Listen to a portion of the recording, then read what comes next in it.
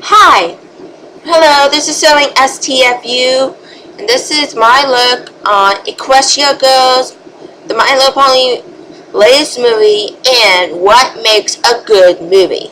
Now, when I first saw the trailer, all I could think was Monster High, but of course Hasbro has made these guys. Like, heck, I'm surprised they didn't throw Transformers in there. But anyway, I'm not gonna give away too much. I did watch the trailer, and I can say that I'm more conflicted. The movie is more like, for me, in the category. Now, for those who don't know what the category is, it's from these. I have only three good couple categories. Horror's in a different category. Awesome, I want to see it. And do I seriously want to see this movie? Now, don't get me wrong, there are some movie trailers that actually brought a lot of good to the screen. However, due to the fact that it gave us so much information in that trailer, I'm not sure what to think. Okay, let's do a freaking recap. Obviously, this takes place after Twilight Sparkle becomes an alicorn.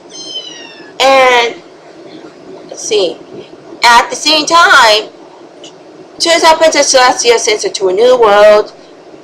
She becomes human, her friends are human, like almost everyone is human. Snippets there, I have no idea. Now, the reason why I say it's in the category is because I don't know what type of movie it's gonna be. Now, they may actually do the same thing, but they've done to the other couple of movies. Now, don't get me wrong, I do love My Little Pony. I grew up with it. I didn't exactly see, like, Generation 3. Truth be told, I didn't even know what channel they were showing on. If it was, I would have watched it. Then I could have criticized it a bit. Otherwise, no, it was, some of them were mostly straight to DVD, that's speed. DVD. Most of them was straight to DVD. So I was like, missed that train. A lot of people said that it wasn't a good series. Maybe one day I'll watch it on YouTube. I have no idea. But right now I'm talking about this movie. And also what makes a great and a good movie. And I'm going to give you my top 5 listings of what makes a good movie. Number 1, the story.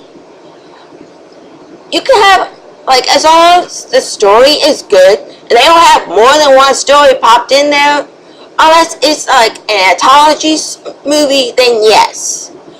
Have multiples, however, don't switch the story from one minute to the other. Like, if you see A1 or, what was the name? Artificial Intelligence, you'll understand why. Now, don't get me wrong, like, I do believe that Artificial Intelligence, AI, wasn't done well, but it's because of, it conflicted between two directors that envy each other. If you guys want to hear the review from the Nostalgia Critic, click on the link below. I'm going to include it. But like I said, it can be, as long as the story is good, that's number 1 on the list. Like, as far as everyone's concerned, like, heck, the movie could, like, the graphics can be bad, but as long as the story's good, not many people don't care. Number 2. It's the graphics, or the saying. If it's gonna be, let's see, like, if the movie's gonna be somewhat in black and white, then keep it in black and white. Now, unless there's a reason why you're gonna switch from black and white to color, then okay. Otherwise, don't change the graphics. And this happens in many animated movies. Like, one minute you have hand-drawn, and then you have digital drawn. Like, one Like, one scene can look so crappy. And when they bring in the new scene, you're like, what the heck? Where did this come from? The third one has to be the voice actors. If it's based on a movie or a TV show, as long as the voice actors are done right, no one is going to complain. Those who've seen, like, Disney's Sword in the Stone, the kid who did the voice of Ward or Arthur, his voice is constantly changing throughout the movie. And basically, you can hear it going on and off. And truth be told, the kid was going through puberty. And yet, so far, you can still hear it. They didn't edit his voice. They didn't say, okay, you know what, let's do this over. They said, you know what, it sounded good. Fuck it, leave it. Okay. Number 3. Oh my gosh. If there's gonna be a villain, make the villain what we expect it to be. If you make the villain seem good in a trailer, you sure damn as well better make the villain good.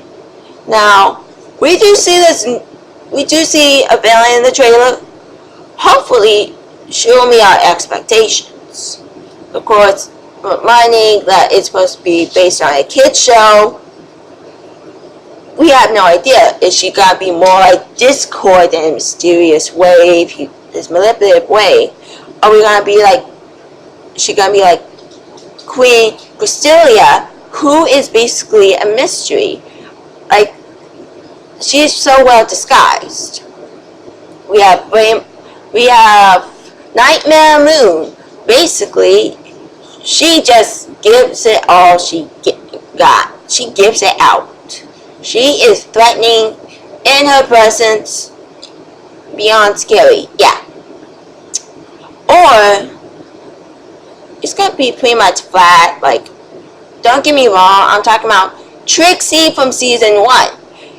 You're like, okay, you know she's kind of threatening, but you feel like leaving the room. And I'm hoping that this new villain will reach that.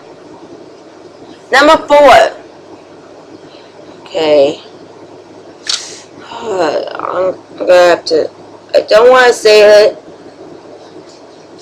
but the ratings, if it's gonna be a rated G for all people general, please be sure it sticks to it.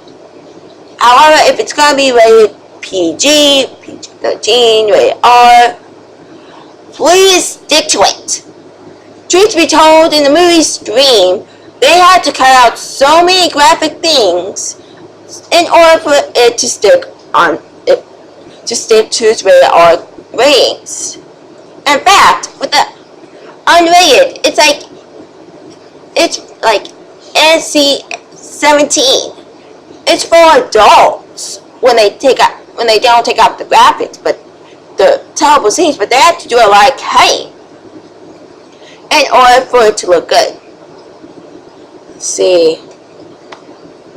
Okay, talk about the story, graphics, villain, ratings. Oh yes, I cannot forget this one. Oh my gosh, I'm sure a lot of people are going to agree with me, but if you're going to do a movie based on a series, it also needs to have, how I would like to call, connections. It needs to connect to the series. You need to have the character. You need to have the character link up. You can't have the character from a show or a movie and have them act completely different, right? Like the opposite. For example, it's like you're referring to the My Little Pony Friendship is Magic show, and yet when you go to the movie, this is a good example, and they make Fluttershy into this raging jerk. I like what Discord did to her, made her into a hateful, twisted, oh my gosh, I don't have to say it, a bitch, then yeah. Yes. Don't do it. If the movie is so focused, because it is somewhat kind of almost focused on Twilight, in her lessons in friendship. However, she's going to our high school world. She is meeting up new characters. We saw that in the trailer.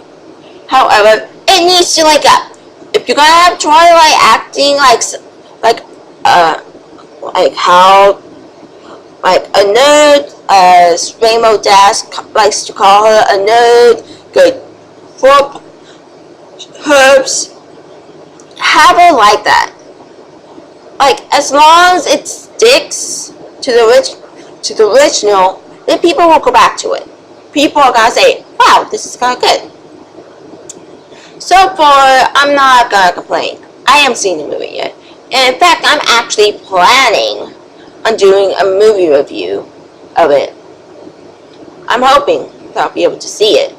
But then again, it's gonna be shown around 200 theaters or even more across the globe here in the US. So I'm hoping, have a chance to watch it, give my 2 cents whether or not to watch it. Now,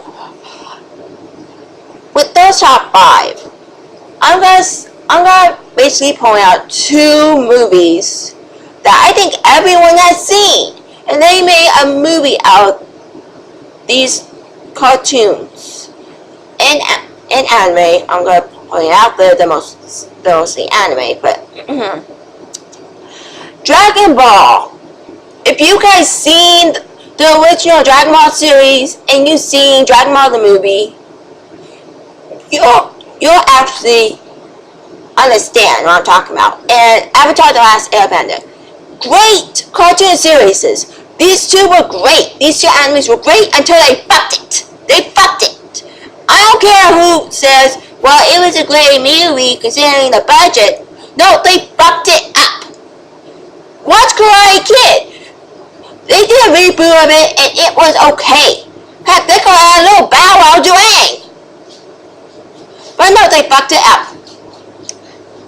And I hope that Equestia Girls does not end up on this list.